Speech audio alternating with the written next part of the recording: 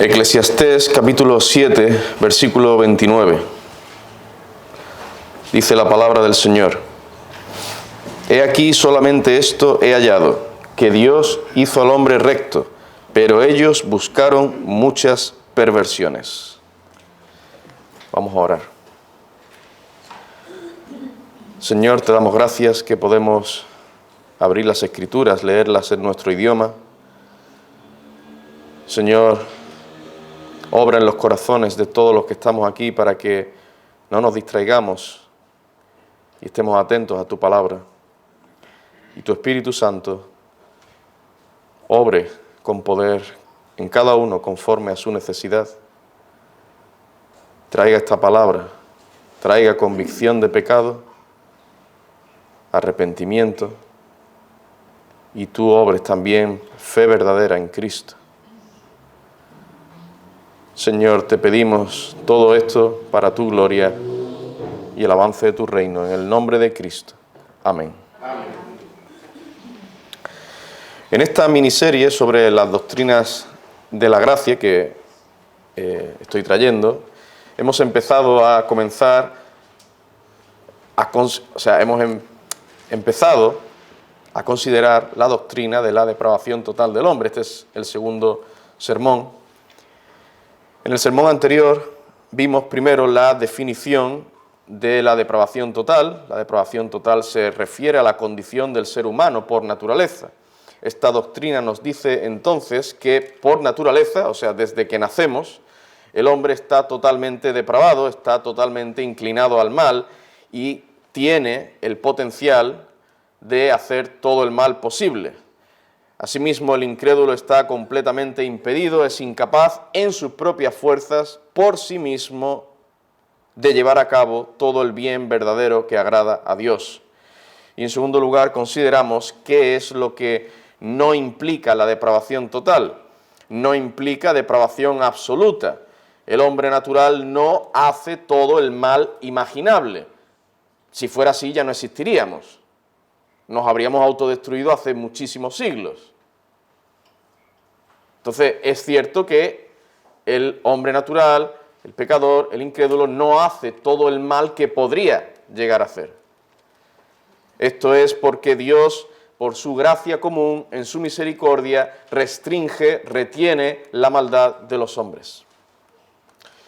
Vimos que la depravación total tampoco implica ausencia total de bien relativo. El hombre natural algunas veces hace un bien relativo.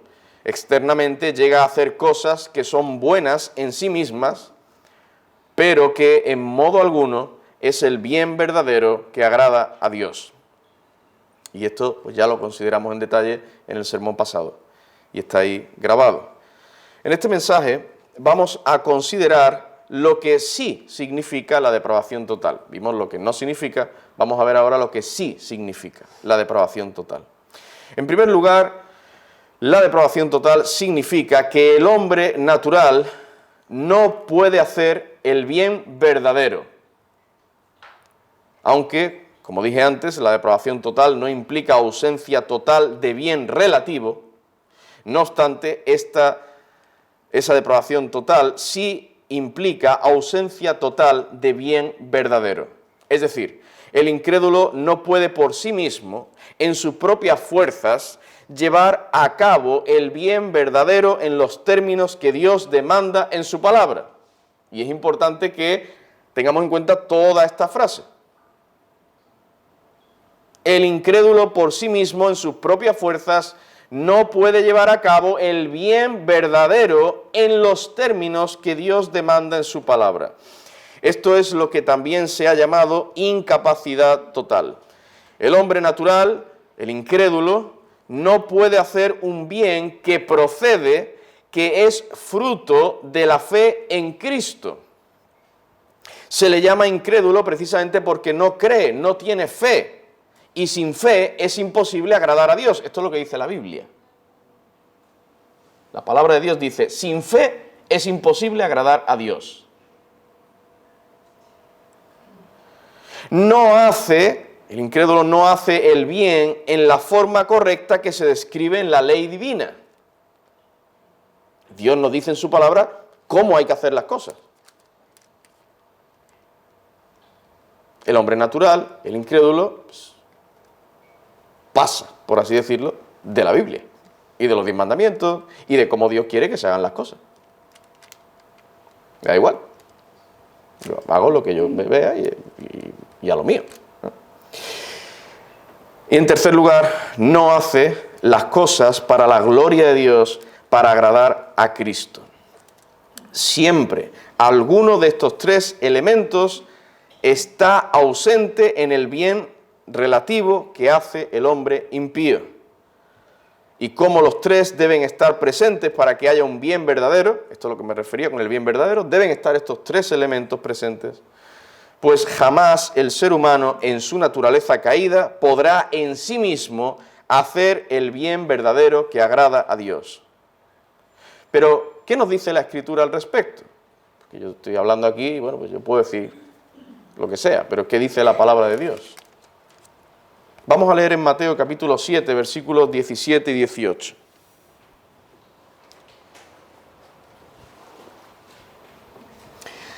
Mateo 7, 17 y 18. Así todo buen árbol da buenos frutos, pero el árbol malo da frutos malos. Versículo 18. No puede el buen árbol dar malos frutos, ni el árbol malo dar frutos buenos. Está claro aquí, dice, no puede, no es posible que un árbol malo, sin que nada ni nadie lo haya cambiado, sin que alguien lo haya hecho un árbol bueno, no es posible que por sí mismo, siendo un árbol malo, pueda dar frutos buenos. Lo dice aquí muy claramente el Señor Jesucristo. El hombre natural, el varón, la mujer, el niño, la niña, el joven, que no ha sido regenerado por el Espíritu Santo, no podrá dar buenos frutos. Es decir, no podrá hacer el bien que agrada a Dios.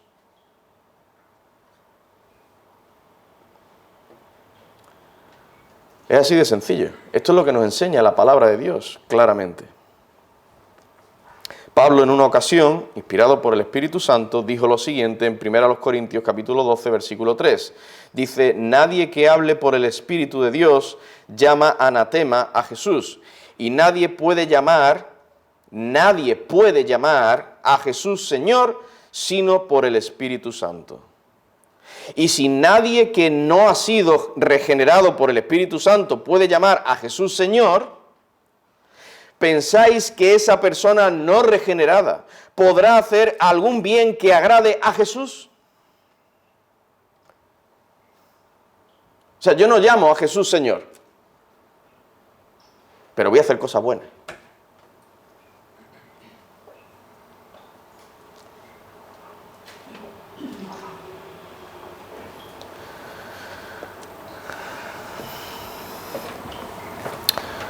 No podrá hacer el bien verdadero, tal y como Dios quiere que se haga, como Dios demanda en su palabra.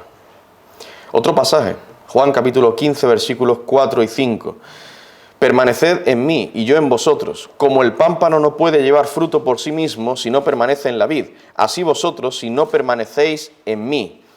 Versículo 5. Yo soy la vid, vosotros los pámpanos. El que permanece en mí y yo en él, éste lleva mucho fruto, porque separados de mí nada podéis hacer.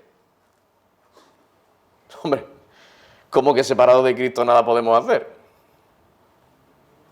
Pues yo veo que hay muchas personas que no creen en Cristo y hacen muchas cosas, ¿no? Incluso cosas que a mis ojos, a mi vista, son aparentemente buenas. Por ejemplo, hay incrédulos que hacen bien, que ayudan a otras personas.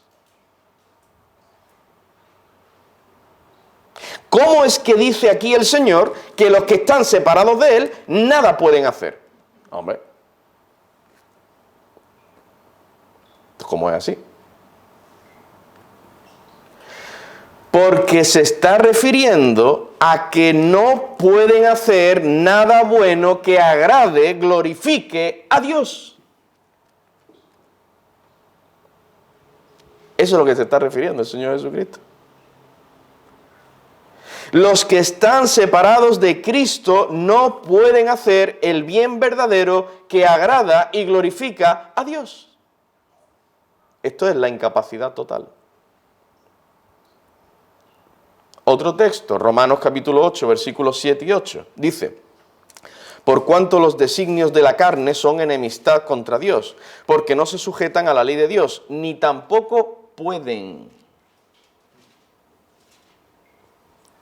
Y los que viven según la carne no pueden agradar a Dios.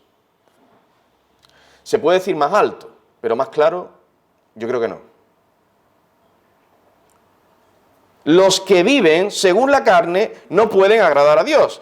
Es evidente que este pasaje nos enseña que los que viven según la carne no pueden sujetarse a la ley de Dios y que no pueden agradar a Dios. Nos lo está diciendo. No hay que ser muy teólogo, ni muy listo para interpretar este pasaje. Ahora, la pregunta es, ¿quiénes son los que viven según la carne? ¿Quiénes son estas personas?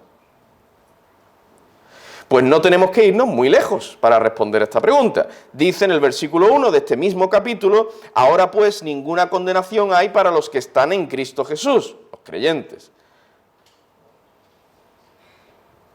Los que no andan, o sea, ¿quiénes son los que están en Cristo Jesús? Los que no andan conforme a la carne, sino conforme al Espíritu. O sea, los que no andan conforme a la carne son los que están en Cristo Jesús, los creyentes. Por tanto, los que andan o viven según la carne son los no creyentes. Versículo 5, porque los que son de la carne piensan en las cosas de la carne, pero los que son del Espíritu en las cosas del Espíritu. Versículo 14 de este mismo capítulo, porque todos los que son guiados por el Espíritu de Dios, estos son hijos de Dios. Es decir, los que son del Espíritu son los creyentes y los que son de la carne son los incrédulos. De modo que cuando en Romanos 8, versículo 8, dice: y los que viven según la carne no pueden agradar a Dios, se está refiriendo a los incrédulos, al hombre natural. Este, dice Pablo, no puede agradar a Dios. Este es el testimonio claro de la Escritura, pero hay más evidencia bíblica y las quiero traer. Que esto no es algo que es que yo soy muy estricto, este pastor es muy estricto. Este pastor es... O los teólogos reformados, ¡buah!, eran súper estrictos y súper malos. No, bueno, pues quien diga esto, pues el estricto es Dios, en todo caso. Pues esto es lo que enseña la palabra de Dios. Romanos 3, versículos 10 al 12. Como está escrito: no hay justo ni aun uno, no hay quien entienda, no hay quien busque a Dios. Todos se desviaron, a una se hicieron inútiles. No hay quien haga lo bueno, no hay ni siquiera uno. Hombre, pues si hay mucha gente que hace cosas buenas. Hay un montón de gente que hace cosas buenas. ¿Cómo que se está pasando aquí Pablo? O sea, no hay quien haga lo bueno, dice, ni siquiera uno. No hay quien haga lo bueno que agrada al Señor, que glorifica al Señor, el bien verdadero que Dios quiere que se haga. Eso es lo que está diciendo.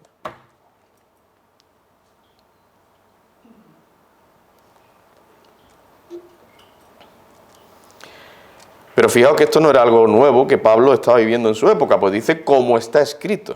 Aquí el apóstol está citando el Salmo 14, versículos 1 al 3. Y en el versículo 2 de este Salmo dice: Jehová miró, pasado, desde los cielos sobre los hijos de los hombres, para ver si había algún entendido que buscara a Dios. Y el versículo 3 de este Salmo dice: todos se desviaron, a una se han corrompido. No hay quien haga lo bueno, no hay ni siquiera uno. Todos se desviaron. Esta es la condición de la humanidad desde que Adán y Eva cayeron en pecado. Esta es la condición en la que ha nacido, nace y nacerá cada individuo desde entonces y hasta que Cristo vuelva por segunda vez. No es que nacemos buenos y poco a poco nos vamos desviando, nos vamos haciendo malos. No. Así somos todos por naturaleza, injustos, pecadores, corrompidos, sin querer hacer lo bueno que el Señor demanda. Dice en el Salmo 51, versículo 5, «He aquí, en maldad he sido formado, y en pecado me concibió mi madre». Este versículo no está diciendo que la madre de David, esto lo escribió David, este versículo no está diciendo que la madre del rey David había pecado al concebir a su hijo. No se refiere a esto. Lo dice, en pecado me concibió mi madre. No es que la madre era una prostituta, una pecadora. No se refiere a eso. El contexto inmediato nos muestra que David está confesando su pecado. Dice el versículo 4, contra ti solo he pecado, y he hecho lo malo delante de tus ojos. Así que en el versículo 5, lo que nos enseña la palabra de Dios es que David nació siendo ya pecador. Eso es lo que se refiere. Que nació siendo pecador. Por cierto, David era un rey piadoso, creyente, pero está reconociendo su pasado.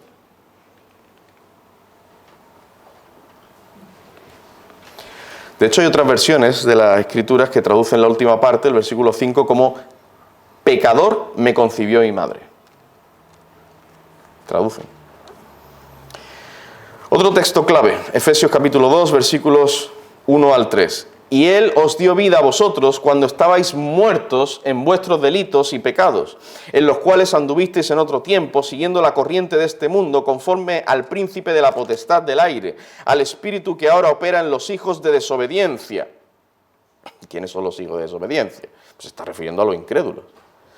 Entre los cuales también todos nosotros vivimos en otro tiempo, en los deseos de nuestra carne, haciendo la voluntad de la carne y de los pensamientos, y éramos por naturaleza hijos de ira, lo mismo que los demás. No dice, y Él os dio vida cuando estabais dormidos, pecando, pero haciendo algunas cositas buenas, agradables a Dios, de vez en cuando. No dice esto. Dice, os dio vida cuando estabais muertos en vuestros delitos y pecados. Y en el versículo 3 dice, todos nosotros vivimos en otro tiempo en los deseos de nuestra carne, haciendo la voluntad de la carne y de los pensamientos, y éramos por naturaleza, o sea, desde que nacimos, hijos de ira, lo mismo que los demás. Si el hombre no puede hacer nada bueno por sí mismo en sus propias fuerzas, nada bueno, este bien verdadero del que he hablado antes, que agrada al Señor para la gloria de Dios, si no puede hacer esto por sí mismo en sus propias fuerzas, si está muerto espiritualmente, ¿cómo podrá por sí mismo ir humillado a Cristo en fe y arrepentimiento? Pregunto. ¿Un muerto puede hacer algo? ¿Un muerto puede hacer algo? Ni parpadea. Ahí está.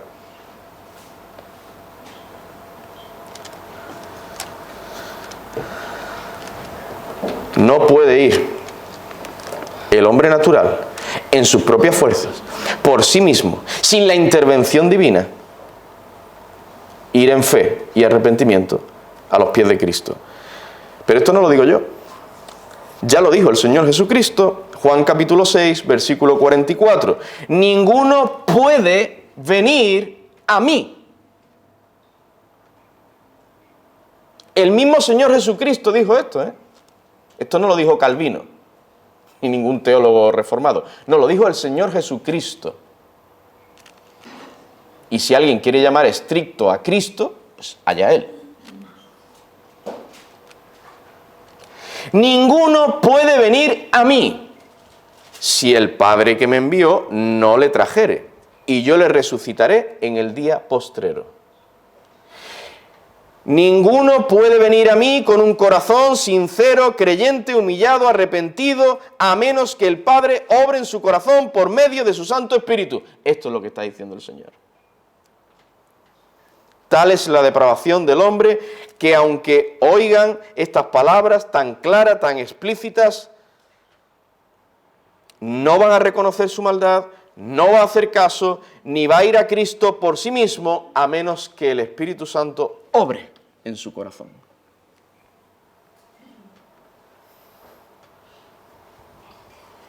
El Espíritu de Dios tendría que obrar previamente en esa persona, darle vida espiritual, como leíamos antes en Efesios, y entonces, después es que tal persona vendrá a Cristo creyendo verdaderamente en Él como su Salvador y Señor, pidiéndole perdón por todos sus pecados.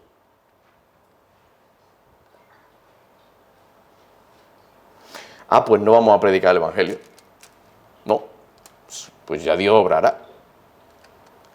Pues yo me voy a quedar esperando a ver si Dios obra en mi corazón. No, pastor, usted lo ha dicho. Usted lo ha dicho y lo dice la Biblia. Yo me quedo esperando. Y ya veremos si Dios quiere obrar, si Dios obra en mí o no. No, mi amigo, no llegue a esa interpretación, a esa conclusión.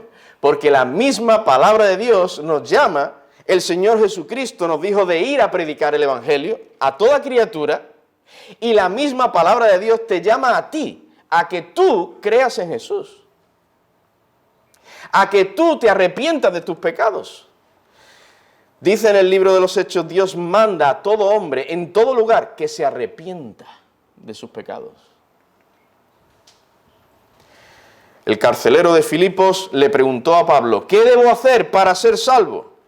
El apóstol le respondió, cree en el Señor Jesucristo y serás salvo.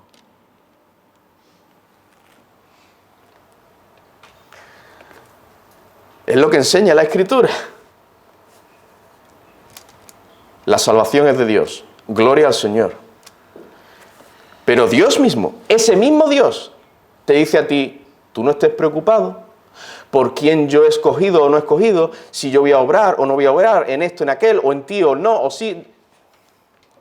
Tú tienes que estar preocupado en la orden que yo te estoy dando. Dios es el que da esa orden. Dios es el que llama. Y dice, tú tienes que arrepentirte de tus pecados. Y creer y confiar en el Señor Jesucristo. Cree en el Señor Jesucristo y serás salvo. Eso es lo que Dios te manda. Cuando hayas creído, hayas confiado en Jesucristo y hayas entregado tu vida a Cristo, tendrás que reconocer lo que también nos enseña la Escritura, que la gloria es de Dios y que fue Dios quien te salvó. Es que Dios nos revela esto para que nadie diga, oye, mira que yo he creído, soy mejor que otros, porque yo he creído en Jesús, claro.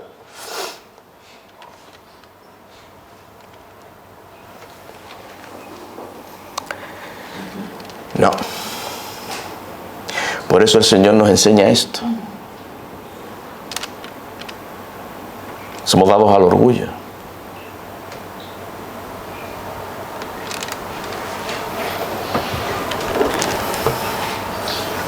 Es la obra de Dios. En segundo lugar, la depravación total también significa que el hombre natural no puede entender el verdadero bien, que es el que se revela en las Escrituras.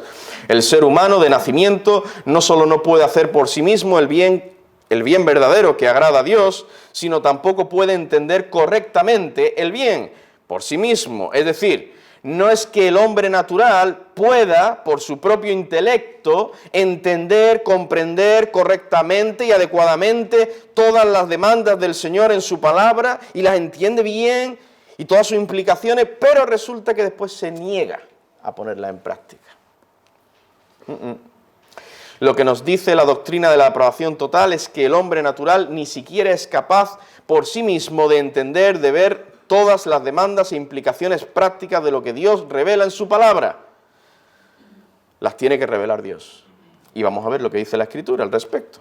Efesios capítulo 4, versículos 17 y 18. Esto pues digo y requiero en el Señor, que ya no andéis como los otros gentiles, que andan en la vanidad de su mente, teniendo el entendimiento el entendimiento entenebrecido, ajenos de la vida de Dios, por la ignorancia que en ellos hay, por la dureza de su corazón. Y ojo, importante estas últimas palabras. La ignorancia que hay en ellos no les excusa, no les exime de responsabilidad ante Dios.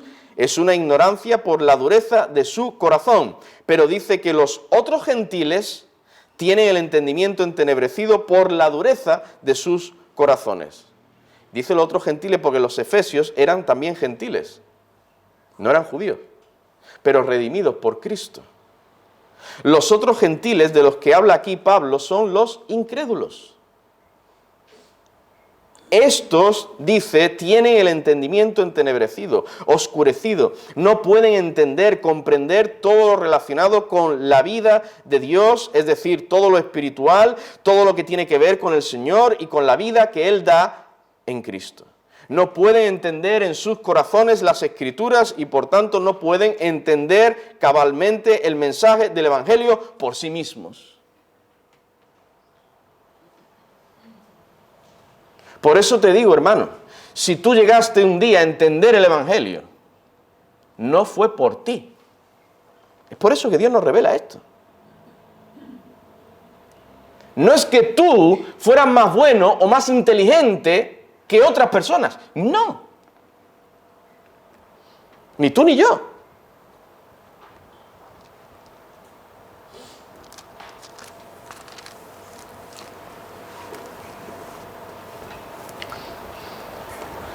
Vamos a ir a predicarle el Evangelio a gente, en fin, con educación, con cultura, ¿no? Vamos a ir a la universidad, ¿no? Vamos a sitios así Pero así a los barrios más pobres, más bajos, gente más brutilla, ¿no? Vamos a ir.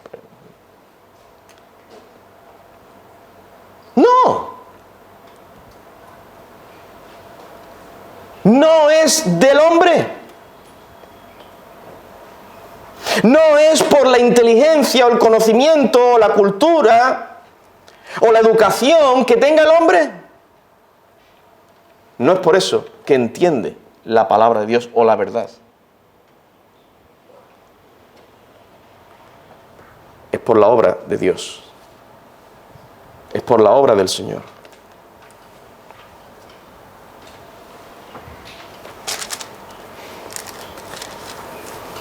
Dice en 2 Corintios capítulo 3 versículos 12 al 16, así que teniendo tal esperanza usamos de mucha franqueza, y no como Moisés, que ponía un velo sobre su rostro, para que los hijos de Israel no fijaran la vista en el fin de aquello que había de ser abolido.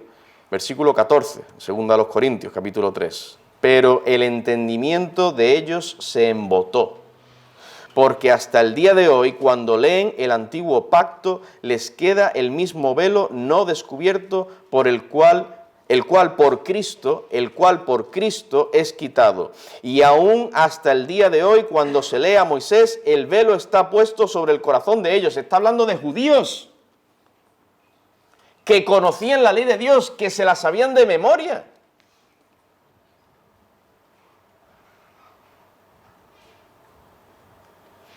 ¿Por qué entonces no creen en el Mesías? ¿Por qué no entienden el mensaje del Evangelio?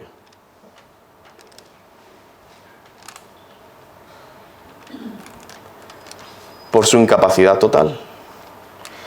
Porque el hombre por naturaleza no puede. Así hay muchos incrédulos hoy en día. Leen la Biblia, pero hay un velo en sus corazones. Entre tanto no obre el Señor en ellos, su entendimiento permanecerá embotado. En Juan capítulo 8, versículo 43, el Señor Jesucristo preguntó a unos judíos que decían haber creído en Él, pero sus corazones realmente seguían endurecidos. El Señor les preguntó, ¿por qué no entendéis mi lenguaje? Y estaba hablando el mismo idioma que ellos.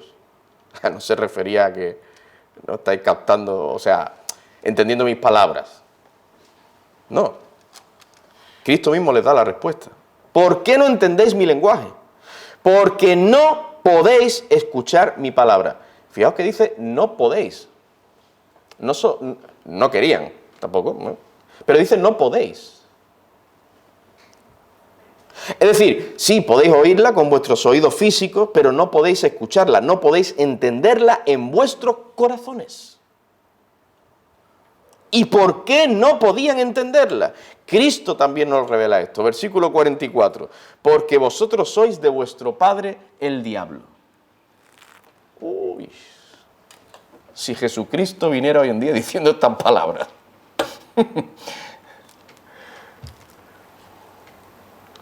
No lo dejarían predicar, ¿eh? Vamos, yo estoy convencido de esto. No lo dejarían predicar en muchísimas iglesias hoy en día. Al Señor Jesucristo. Si viniera y nadie se enterara, ¿no? de que fue, porque claro, si se enteran de que es el Señor Jesucristo, pues sí, que predique, claro. Pero si no se enterara, si no supieran, es que no, vamos, no lo dejarían predicar, ¿seguro?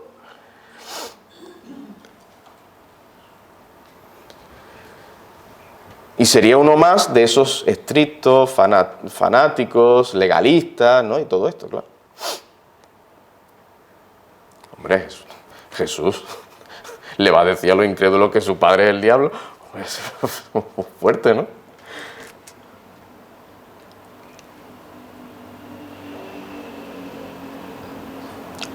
Pues lo hizo. Vosotros sois de vuestro padre el diablo. Hay otro pasaje que también nos dice explícitamente que el hombre natural no entiende el bien. Primera a los Corintios, capítulo 2, versículo 14. Pero el hombre natural no percibe las cosas que son del Espíritu de Dios, porque para él son locura, y no las puede entender, porque se han de discernir espiritualmente. El hombre natural, la persona que no ha sido regenerada por el Espíritu Santo, no puede entender en su corazón las cosas espirituales, no puede entender en la práctica los mandamientos divinos, no puede entender de corazón el Evangelio. Puede que tenga todo eso en su mente, puede que sepa de memoria muchos versículos de la Biblia, puede que haya escuchado muchos sermones, pero no los puede entender por sí mismo. No ve las implicaciones prácticas, no ve las realidades espirituales que le rodean.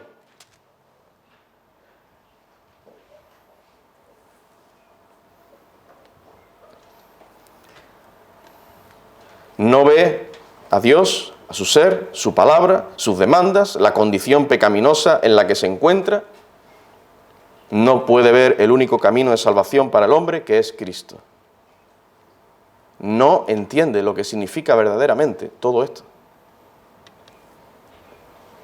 Así que la doctrina de la depravación total no me la he inventado yo, ni se la inventó Calvino, ni se la ha inventado ningún hombre. Es lo que enseña la palabra de Dios. En tercer lugar, la depravación total también significa que el hombre incrédulo no desea ni ama el bien verdadero. Y es importante destacar esto también. La corrupción del corazón humano, como dije, abarca todo su ser, no solo su voluntad, no puede hacer el bien, no solo su mente, no entiende el bien, sino también sus afectos, no ama ni desea el bien verdadero que agrada a Dios.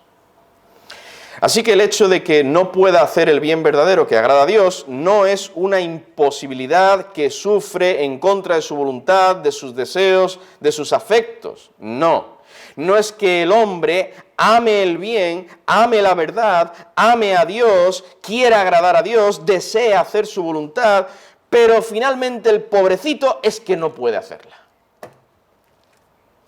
Quiere, pero no puede. No, no es esto. El asunto es que tampoco quiere, tampoco desea el bien por sí mismo, en sus propias fuerzas. Dice en Juan capítulo 5, versículos 39 al 40, escudriñad las Escrituras, porque a vosotros os parece que en ellas tenéis la vida eterna, y ellas son las que dan testimonio de mí, y no queréis. El Señor Jesucristo dijo en otra ocasión, no podéis, ¿no? Pues ahora dice, no queréis. No queréis venir a mí para que tengáis vida. Qué forma de predicar el Evangelio del Señor Jesucristo. Un poco distinta, ¿no?, a lo que se predica hoy en día en muchas iglesias, tristemente. No queréis venir a mí para que tengáis vida. Y en otra ocasión Jesús dijo a unos judíos impíos, incrédulos, Juan 8:44, vosotros sois de vuestro padre el diablo y los deseos de vuestro padre queréis hacer. Por implicación está diciendo, no queréis hacer los deseos de Dios, sino los del diablo. Claro, los judíos no lo pensarían así. ¿Qué voy a querer hacer los del diablo? Pues esto es lo que dijo el Señor Jesucristo. Y estas palabras no se pueden cambiar. Es la palabra de Dios. Y esto no era particular de aquellos incrédulos. Esta es la triste condición en la que se encuentra la humanidad caída. Esta es la condición en la que nos encontrábamos nosotros antes de ser salvados por la gracia de Dios. Aunque fuera sin darnos cuenta, lo que queríamos hacer era los deseos del diablo. No queríamos, no había en nosotros un deseo de hacer la voluntad de Dios, de agradarle. Es así. No la había en mí. En mí no había el deseo de agradar a Dios, ni de hacer la voluntad de Dios. Yo voy a lo mío. Yo iba a lo mío.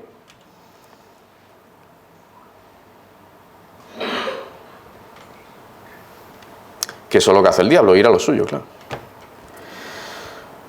Dice Pablo en Gálatas capítulo 5, versículo 17, porque el deseo de la carne es contra el espíritu. El deseo. No es solo la voluntad, no es solo el entendimiento. El deseo de la carne es contra el espíritu. Y ya vimos que los que viven según la carne son los incrédulos. Su deseo no está orientado al bien verdadero que agrada al Señor, sino que es un deseo contra la voluntad del Espíritu Santo. En cuarto y último lugar, la depravación total significa que el hombre natural siempre se encuentra pecando a los ojos de Dios. Como decía en el mensaje, el sermón anterior, no es que el hombre llegue a cometer todos los pecados posibles todos los días, ni tampoco significa que absolutamente todos los incrédulos llegan a cometer los peores pecados imaginables. No. Pero sí nos dice la doctrina de la depravación total que el hombre natural, mientras permanece en esa condición de rebeldía, de incredulidad, a los ojos de Dios está pecando continuamente, cada instante. Esto es una verdad que se deriva claramente de todo lo que hemos visto anteriormente. Si el hombre natural no puede hacer, ni entender, ni desear, ni amar el bien verdadero que agrada al Señor, ¿cómo no va a encontrarse continuamente pecando contra Dios? El Señor nos enseña en su palabra que no existe término medio. No se puede estar en una posición, digamos, de neutralidad, donde yo no soy creyente, pero tampoco es que peque contra Dios. Yo no soy creyente, pero tampoco peco. Yo soy bueno y me porto bien, y ya. Puedo ser rebelde a los mandamientos de Dios, puedo rechazar el Evangelio de Cristo, pero al mismo tiempo no hago nada malo. No estoy pecando contra Dios. No, esto no es posible. El Señor Jesús lo dijo muy claramente, Mateo 12:30, el que no es conmigo, contra mí es, y el que conmigo no recoge, desparrama. Y si los incrédulos que los llamamos así porque no son con Cristo, ¿verdad? No, el que no es conmigo, dijo el Señor Jesucristo, pues los incrédulos no son con Cristo, pues son incrédulos.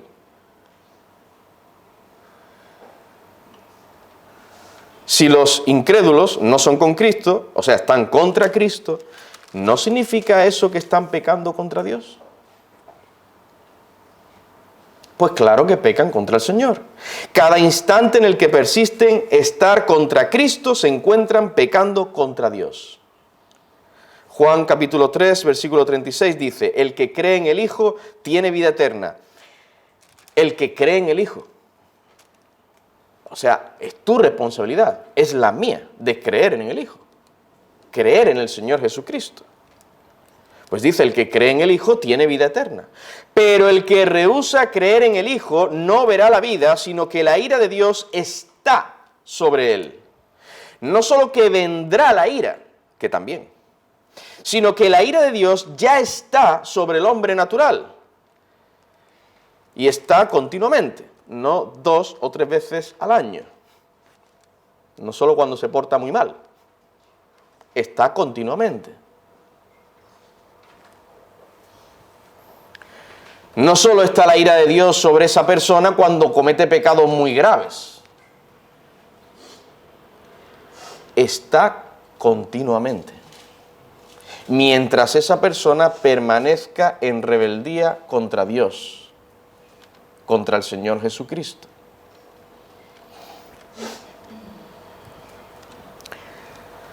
Y está continuamente porque a los ojos de Dios el incrédulo siempre está pecando. Primero porque de entrada rechaza a Cristo, y esto es lo más grave. Pero también peca de otras muchas maneras, ya sea de omisión o comisión. El hombre natural siempre se encuentra pecando a los ojos de Dios.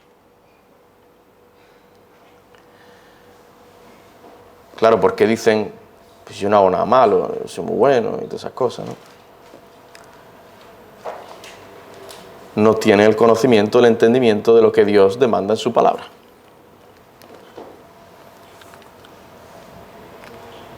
De todo lo que el Señor demanda en su palabra. Quisiera concluir con algunas aplicaciones prácticas.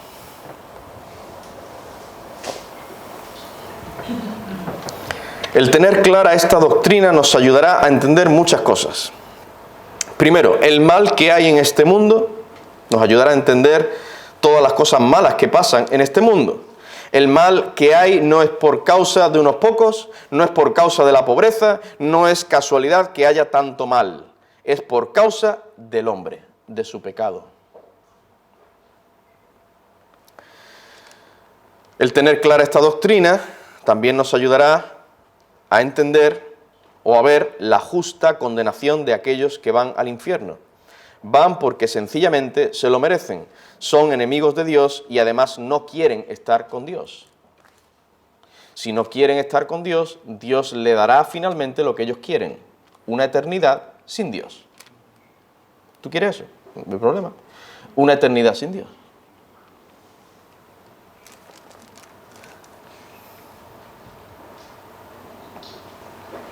Por cierto, el infierno no es una discoteca eterna, ¿eh? No es una fiesta eterna, ¿eh? Donde allí pues habrá gente chula, guay, donde se lo esté pasando súper bien, durante una eternidad. Y encima sin los 10 mandamientos de Dios, claro, eso es... No es así como lo describe la Escritura, el infierno. Es una eternidad de dolor, sufrimiento, sin fin. El tener clara esta doctrina también nos ayudará a entender las siguientes doctrinas de la gracia que vamos a ir considerando en sucesivos sermones. Si no tenemos clara en nuestra mente y en nuestro corazón esta verdad que la Biblia enseña acerca de la depravación total del ser humano por naturaleza, no vamos a entender el resto de doctrinas que vamos a ver en esta serie. Y es importante que tengamos bien clara esta doctrina. Y que tengamos bien claro que lo enseña la Escritura. No es que lo dijeron los reformadores, lo dijo fulanito, o lo dice el pastor. No, que es lo que enseña la Biblia. Tenerlo bien claro. Así podremos entender las siguientes doctrinas que vienen después.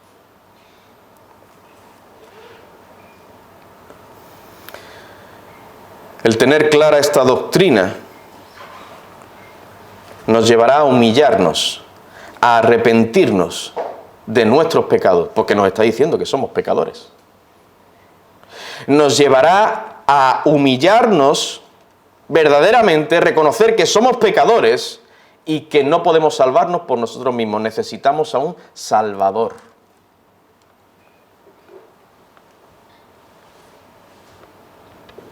Voy a hacer muchas cositas buenas para salvarme. Voy a empezar a portarme mejor. Voy a empezar a ser mejor padre, mejor esposo, mejor hijo. Voy a ser mejor trabajador, voy a ser más honrado en el trabajo. A ver si así me gano un puesto en el cielo.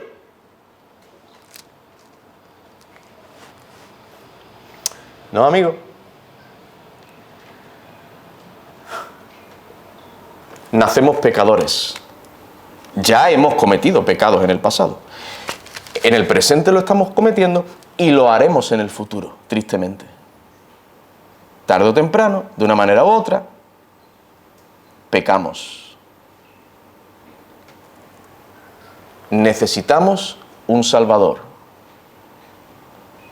Si tú quieres ser salvo, quieres ir al cielo, necesitas humillarte, reconocer que eres un pecador, no solo que has pecado, sino que eres un pecador, que has pecado contra un Dios 3 veces santo, arrepentirte de tus pecados y confiar que el Señor Jesucristo murió, sufrió, para pagar por tus pecados, para pagar ese infierno que tú mereces por tus pecados. Solo así podrás ser salvo. ¿Veis la importancia de conocer esta doctrina? Segunda aplicación, hermanos, no nos creamos mejores que otras personas. Debemos recordar que somos malos por naturaleza. No hubo en nosotros nada distinto de lo que ahora hay en los incrédulos. No hay en nosotros nada, no hubo, ni hay en nosotros nada especial que nos dé algún mérito delante de Dios. Leímos antes en Efesios 2:3, éramos por naturaleza hijos de ira, lo mismo que los demás. Así que si hemos sido salvados, ha sido única y exclusivamente por la gracia soberana de Dios. No nos creamos mejores que otros. No lo somos, somos pecadores. Redimidos, salvados por la gracia y la misericordia de Dios. A Dios solo sea la gloria. No es la gloria de Dios y un poquito de gloria para mí, porque, claro, en fin, otros han creído, otros no han creído, otros no han creído y yo sí. No. La gloria al Señor. Toda la gloria a Dios. Esto nos lleva a la siguiente aplicación. Demos la gloria a Dios y muchas gracias a Él por salvarnos. Si la salvación dependiera de nosotros, nadie sería salvo.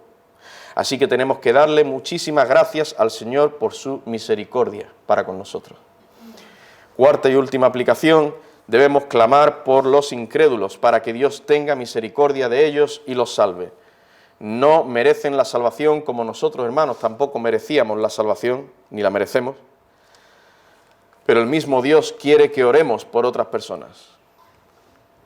Y empecemos clamando por nuestros seres queridos que no son creyentes. Orar por ellos, clamar por ellos. Que Dios tenga misericordia. Vamos a orar al Señor.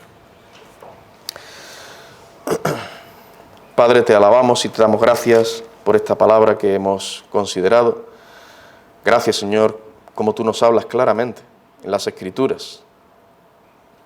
Oh Dios, derrama de tu Santo Espíritu en todos los que estamos aquí, desde el niño más pequeño al adulto más mayor.